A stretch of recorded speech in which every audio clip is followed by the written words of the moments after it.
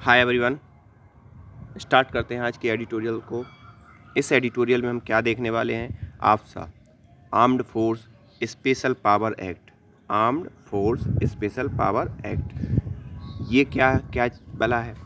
क्या हुआ जब हमारा भारत आज़ादी हुआ था तो क्या था, जो बॉर्डर स्टेट थे वहाँ पर मुख्य रूप से जो म्यांमार का बॉर्डर हो गया, जनजातीय इलाके थे, नागालैंड, नॉर्थ ईस्ट का पूरा एरिया, तो वहाँ पर कई गुट बने थे, कई मतलब छोटे छोटे गुट थे, और वो गोरेला युद्ध टाइप के, वो होते हैं कबीले टाइप के, तो उस टाइप के युद्ध करते थे। वो इंसर्जेंसी वहाँ पर थी, गांव के गांव, जैसे वो शोले में नहीं देखा था आपने कि डाकू आता है और लूट के चला जाता है, और इस टाइप से, और वो पहाड़ों में फिर जाके छुप जाता है।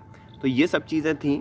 तो वहाँ पर आर्मी के लिए एक स्पेशल पावर देना कि आर्मी जो चाहे अपने हिसाब से कर ले, अगर किसी भी प्रकार के अपराधी तत्व है तो उसको नेस्तनाबूद कर दे, उस पर किसी भी प्रकार की कोई कार्रवाई नहीं होगी। नहीं तो नॉर्मली क्या होता है कि अगर आर्मी पर्सनल ने किसी एक व्यक्ति को मार दिया, किसी एक उनकी जो राइफ़ल है उसको गलत यूज़ कर दिया, या उनकी जो राइफ़ल के अंदर डाली जाने वाली जो बुलेट है उसका भी उनके लिए क्या देना पड़ता है, हिसाब देना पड़ता है। तो आफ्सा के अंदर armed force special power act के तहत उन आर्मी वालों को ये छूट दी गई थी कि आप जो चाहो करो, हमें कोई मतलब नहीं, हमें इस क्षेत्र में क्या चाहिए, शांति चाहिए, पीस चाहिए।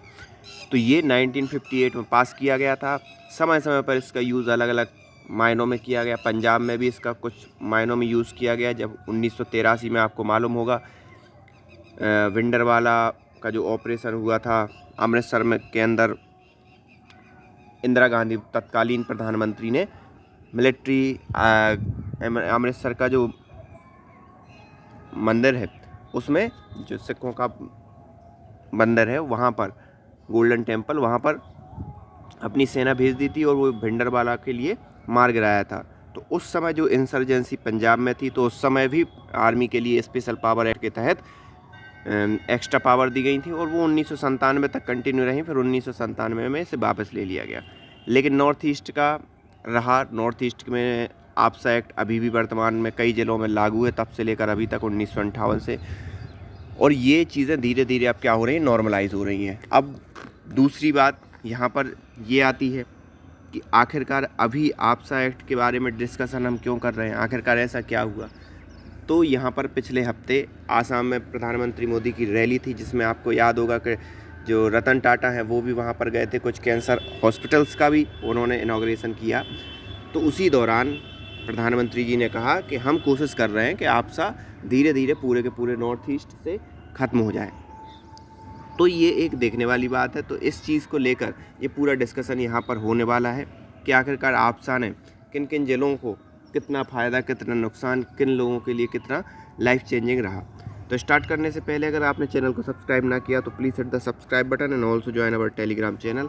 साथ ही साथ अगर आप अनअकैडमी पर किसी भी प्रकार का सब्सक्रिप्शन लेना चाहते हैं, तब आप कूपन कोड यूज़ कर सकते हैं, SHRI NATH and 10। ये कूपन कोड यूज़ करके आप जो भी मैक्सिमम डिस्काउंट होगा उसे आप क्या कर सकते हो, अवेल कर सकते हो। तो एंडिंग आफ्सा, मतलब आफ्सा क्या हो रहा है, ख़त्म हो रहा है।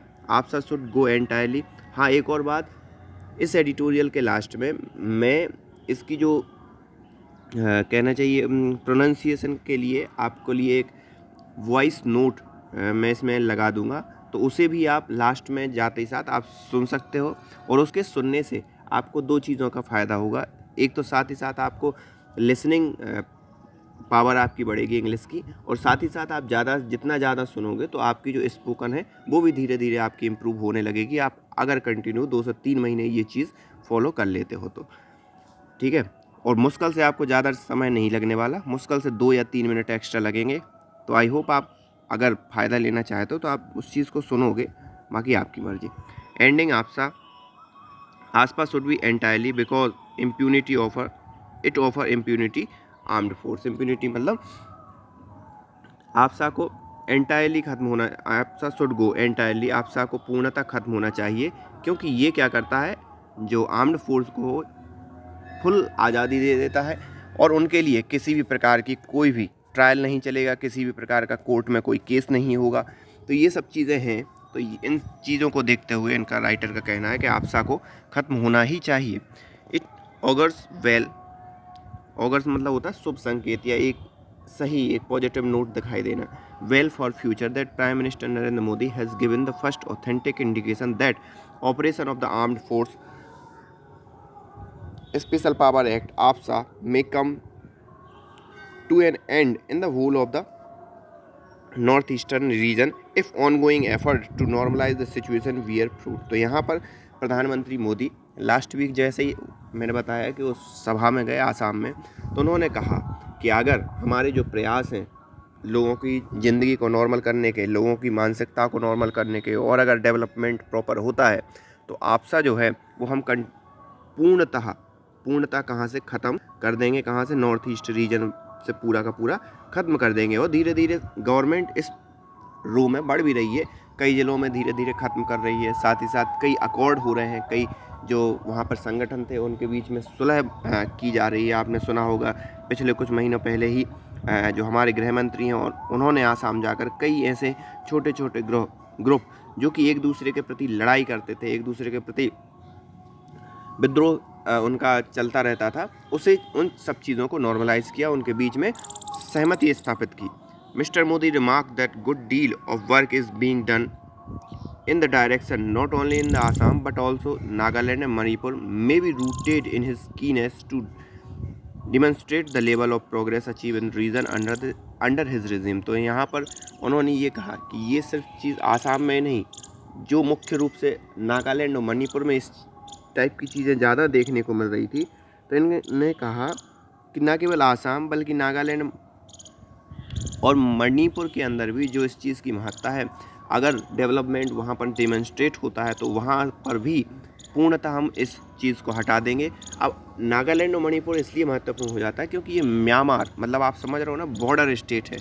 तो बॉर्डर स्टेट पर इस प्रकार की तत्व कुछ ज़्यादा ही एक्टिवेट हो जाते हैं। आपको मालूम होगा पिछले कुछ दिनों एक जो हमारे आर्मी पर्सनल थे उनके पूरे के पूरे परिवार को ख़त्म कर दिया गया। ये नागालैंड में हुआ था, और नागालैंड में ख़त्म करके फिर वो कहाँ चले गए, म्यांमार में घुस गए थे पूरे के पूरे आतंकवादी। फिर बाद में क्या किया, आर्मी ने एक ऑपरेशन चलाया, उस ऑपरेशन में 14 जो नागरिक थे, नॉर्मल नागरिक थे, वो आतंकवादी नहीं थे, वो भी निर्दोष नागरिक, वो मारे गए। तो ये इन सब चीज़ों का बड़ा गुस्सा भी था नागालैंड के अंदर कि भाई आपकी जानकारी इतनी गलत कैसे हो गई कि आपने निर्दोष नागरिक को मार दिया। तो यही प्राइम मिनिस्टर मोदी ने कहा कि अगर प्रॉपरली अगर नागालैंड में भी हमें शांति और स्थिरता और डेवलपमेंट की चीज़ें दिखाई देती हैं तो वहाँ से भी हम धीरे धीरे क्या करके ख़त्म कर देंगे AFSA को। But it will be bring immense relief to the citizen nevertheless. फिर भी यहाँ पर क्या है, जो भी है नागालैंड में वर्तमान में जो है, लेकिन फिर भी वहाँ पर अभी जो रिलीफ है सिटीजन्स के लिए वो इससे बहुत कुछ मिला हुआ है। अब जो भी कारण रहा हो, लेकिन क्योंकि कुछ कुछ ज़िलों में अभी भी AFSA नागालैंड में ख़त्म कर दिया गया है तो वहाँ पर रिलीफ मिला है। Area notified as a disturbed area under AFSA have been progressively reduce in the last few year. तो जो भी AFSA के अंदर जो एरिया आते थे पहले, जिन्हें हम एक विद्रोही एरिया या क्रिटिकल एरिया मानते थे, वो उनकी जो संख्या है वो धीरे धीरे कम हुई है पिछले कुछ दिनों से, mainly due to the improvement in security situation. और इनका मुख्य रीज़न है, राइटर का कहना है कि हो सकता है सिक्योरिटी सिचुएशन अच्छी प्रबल हुई हैं, इस कारण से इन सब चीज़ों में इम्प्रूवमेंट देखने को मिला है। और जो हमारी गवर्नमेंट है वो AFSA को क्या कर रही है, धीरे धीरे हटा रही है उन एरिया से। लेकिन मेरा मानना ये है कि कहीं ना कहीं थोड़ा सा डेवलपमेंट का भी एक पॉइंट है, जिसके कारण लोगों को वहाँ पर रोज़गार, क्योंकि कोई भी एक अच्छा खासा वेल एस्टेब्लिश्ड कमाने धमाने वाला व्यक्ति आतंकवादी बहुत रेयर सिचुएशन में है वो बनेगा, बिल्कुल वो इस टाइप के उपद्रव में नहीं पड़ता। वो अपने कमाता है, खाता और बिंदास रहता है, उसे इन सब चीज़ों से मतलब नहीं रहता। और आप नॉर्मली भी अगर देखो तो जो भी आतंकवादी हैं या जो भी जो आतंकवादी खुद के लिए एकदम से उड़ा लेते हैं या जो भी, वो कहीं ना कहीं एक गरीब तबके के लोग रहते हैं। ज़्यादातर 90% या मैं तो कहूँ 95% गरीब तबके के लोग रहते हैं। उन्हें या तो माइंड से उनके लिए डिस्टर्ब कर दिया जाता है, उनके लिए कन्विंस कर दिया जाता है, या फिर वो गरीब रहते हैं तो पैसों के लिए वो इस टाइप का काम कर देते हैं कि आपके परिवार को इतना पैसा हम दे देंगे, आप इस टाइप का काम कर दो। तो ये 2 चीज़ हैं। तो यहाँ पर मेरा मानना ये है कि डेवलपमेंट भी कहीं ना कहीं हुआ होगा, जिसके कारण सिक्योरिटी सिचुएशन भी नॉर्मलाइज हो रही है। अबाउट अ मंथ एगो union home minister reduce such notify area considerably in Assam, Nagaland and Manipur. और यहाँ पर पिछले महीने ही जो हमारे गृह मंत्री हैं अमित शाह जी, उन्होंने इस प्रकार के एरिया को कम किया है। और आप कई ऐसे ज़िले हैं जिनको आपसा से फ्री कर दिया। आपसा समझ रहे हो ना आप? तो there was a substantial reduction in Assam where AFSPA was removed entirely in 23 districts and partially 1।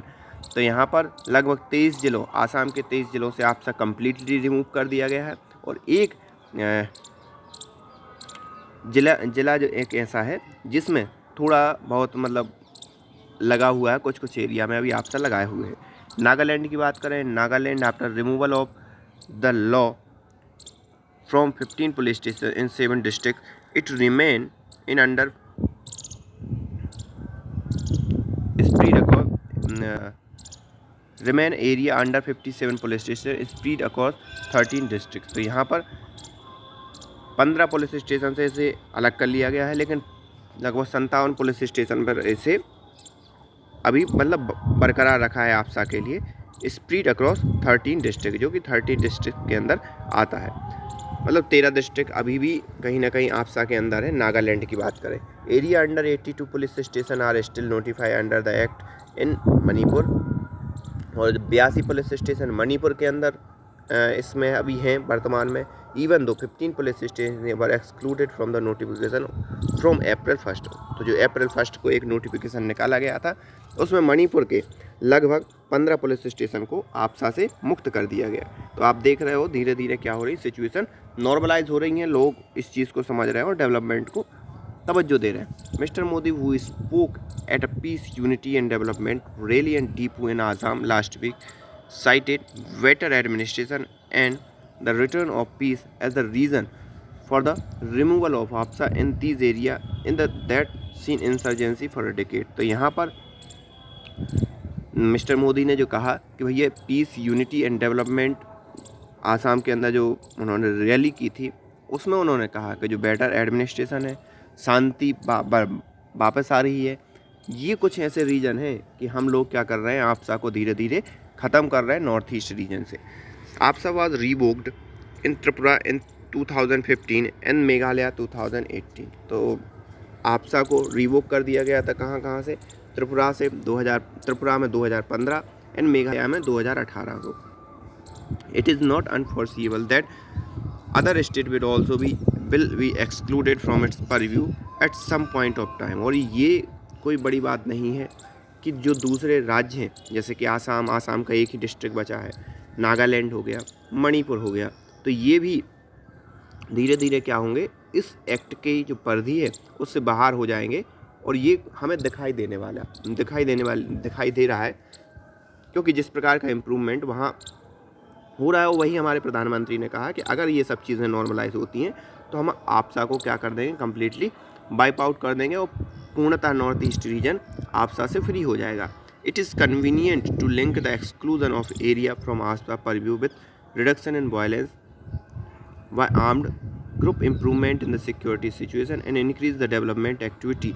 But what is important is recognition that the law created atmosphere of impunity and led the commission of excess and atrocities। तो यहाँ पर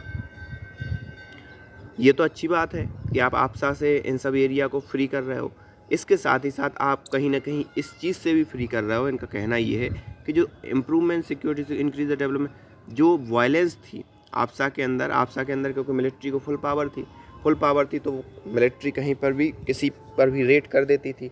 तो जो violence हुई armed group के द्वारा, उसमें भी कहीं ना कहीं कमी आई है और सिक्योरिटी सिचुएशन इंक्रीज़ हुई है।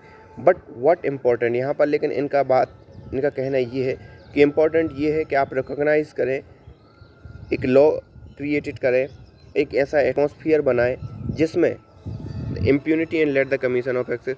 तो यहाँ पर जिसमें जो ज्यादतियाँ हुई हैं, एक्सेस हुई हैं, एट्रोसिटी मतलब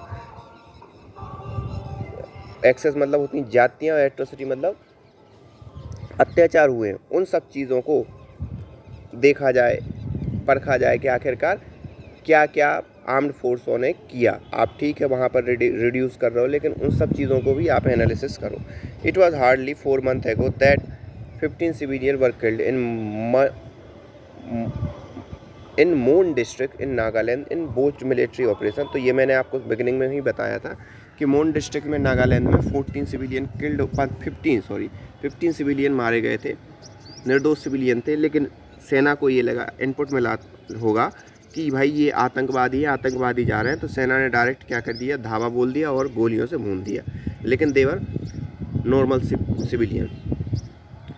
तो ये एक प्रश्न चिन्ह खड़ा हो गया कि आखिरकार इस चीज़ में कैसे उन आर्मी पर्सनल को दंड दिया जाए, क्योंकि आपसा के अंदर उन पर ना तो कोई कोर्ट ट्रायल चल सकता है, ना उन पर किसी प्रकार की, मतलब सीधी सी बात है, उनको फ्री हैंड है। जब फ्री हैंड है तो कोई गवर्नमेंट उनके प्रति कोई ना तो कमीशन बैठा सकती है, ना कुछ कर सकती है। They are free.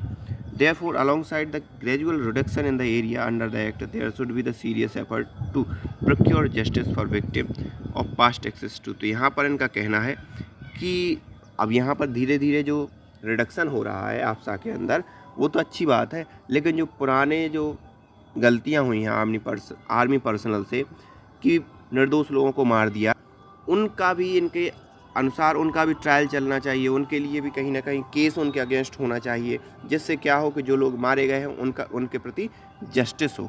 On the political side it is Indeed. लेकिन मैं आपको एक बात बताऊं, इस प्रकार के एरिया में क्या होता है कि जो ग्रुप होते हैं वो लोकल लोगों की डरा कर, धमका कर, या लालच देकर, या भड़का कर, तीनों ही प्रकारों से क्या करते हैं, अपनी तरफ कर लेते हैं। और वो नॉर्मल लोग भी, नॉर्मल जो रहने वाले लोग हैं, वो भी कहीं ना कहीं उन्हीं ग्रुप्स का साथ देते हैं।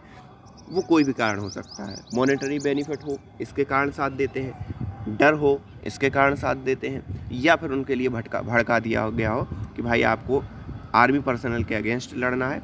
तो ये कुछ भी कारण हो सकते हैं। तो इसमें ये निर्धारित करना कि जो मारे गए वो क्या प्योर निर्दोष थे, या फिर कहीं ना कहीं रेकी का काम कर रहे थे जो भी इंसर्जेंट ग्रुप हैं उनके लिए, तो ये चीज़ें देखने वाली बात है। लेकिन राइटर का कहना है कि उन सभी पुराने गलतियों के लिए जो आर्म्ड फोर्स ने की, उसका भी कोर्ट ट्रायल चलना चाहिए।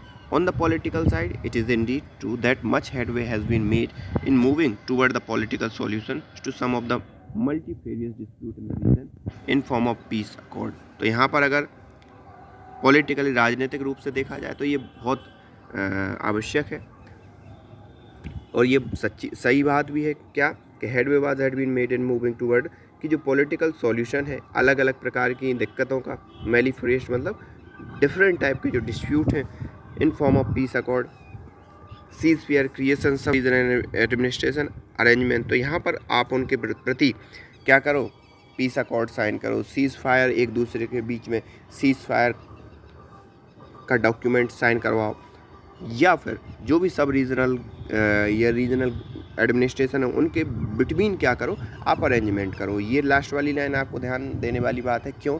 क्योंकि आपने देखा होगा कि मणिपुर और आसाम, इन दोनों के बीच हाल ही में एक इशू हो गया था, जिसमें आसाम के जो सिक्योरिटी पर्सनल हैं वो भी मारे गए थे, और कुछ जहाँ तक मणिपुर के भी मारे गए थे। वो सिर्फ ज़मीन विवाद था थोड़ा सा लेकर। तो ये इनका कहना है कि आप एडमिनिस्ट्रेटिव लेवल पर भी जो विवाद हैं, तो एडमिनिस्ट्रेटिव लेवल पर सुधार दो, जो इंसर्जेंट ग्रुप हैं उनके बीच में अकॉर्ड साइन करवा दो, समझौते करवा दो, और सीज फायर ऐलान करवा दो। तो इस प्रकार से आप एक पॉलिटिकल समाधान भी निकाल सकते हो, जो भी इंसर्जेंसी नॉर्थ ईस्ट रीजन में चल रही थी। The removal of AFSPA from the entire region will be inevitable step in this process. और यहाँ पर आपसा का पूरा नॉर्थ ईस्ट रीजन से ख़त्म हो जाना एक बहुत महत्वपूर्ण स्टेप होगा अगर ऐसा होता है तो।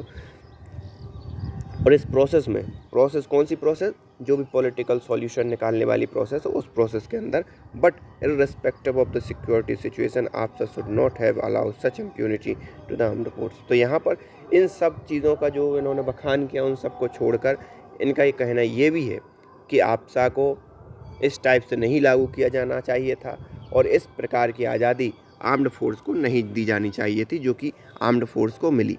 तो ये पूरा एक एडिटोरियल है जो कहीं ना कहीं मुझे ये लगता है कि ये आर्म्ड फोर्स को थोड़ा सा उत्तरदायी ठहरा रहे हैं इस चीज़ के लिए नहीं कि उन्होंने वहाँ पर शांति स्थापित की और उनकी शांति के कारण आज धीरे धीरे गवर्नमेंट क्या कर रही है, आपसा को अलग कर रही है, बल्कि इस चीज़ के लिए उत्तरदायी ठहरा रहे हैं कि आर्म्ड फोर्स ने इतने सालों में जो किया वो गलत किया, कई निर्दोष लोगों को मार दिया।